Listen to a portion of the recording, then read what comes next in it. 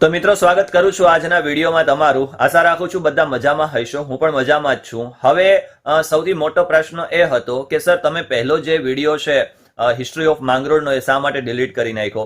બીજા ઘણા બધા એવા પ્રકારના સામાજિક લેવલના પ્રશ્નો છે, ઘણી બધી બાબતો છે કે જે તમામને મને વોટ્સઅપની અંદર પણ મેસેજ આવતા હોય છે, ઇન્સ્ટામાં મેસેજ આવતા હોય છે, યુટ્યુબમાં કમેન્ટો આવતી હોય છે. પરંતુ આજે મેં એવું વિચાર્યું છે કે તમારા જે કોઈ પ્રશ્નો છે આ પ્રશ્નોને અનુલક્ષીને આજે આપણે રાત્રે 8 વાગ્યે લાઈવ થઈએ, જેથી કરીને જે કોઈ પણ તમારા મનની અંદર પ્રશ્નો ઉદ્ભવે છે આ તમામે તમામ પ્રશ્નોનું આપણે નિરાકરણ લઈ આવીએ, સોલ્યુશન કરીએ. ઘણા બધા એવા ટોપિકો છે જે ટોપિકો ઉપર આપણે બધાએ ચર્ચા કરવાની છે. તો આજે રાત્રે 8 વાગ્યાની આસપાસ આપણે લાઈવમાં મળીએ છીએ.